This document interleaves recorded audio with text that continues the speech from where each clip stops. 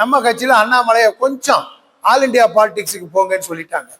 இப்பவும் நான் சொல்றேன், அண்ணாமலை இந்த தேர்தலில் வந்து பிரச்சாரத்தை மேற்கொண்டால் இந்த எதிரிகளுக்கு இடமே இல்லாமல் போய்விடும்.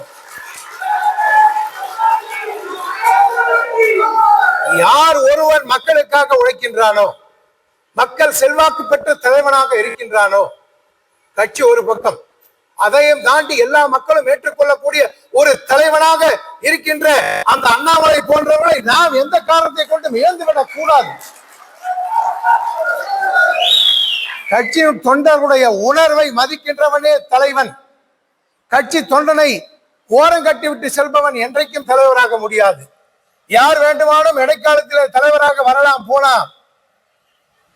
ஒரு காலத்தில் இந்திரா காந்தி காமராஜை ஒதுக்கினார், இந்திரா காந்தி காணாமல் போய்விட்டார். சோனியா காந்தி மூப்பனாரை ஒதுக்கினார், சோனியா காந்தி காணாமல் போய்விட்டார். எந்த தலைவனும் யாராக இருந்தாலும் மக்களுடைய செல்வாக்கு பெற்ற தலைவர்களை ஓரம் கட்டினால் மக்கள் செல்வாக்கு இருக்கின்ற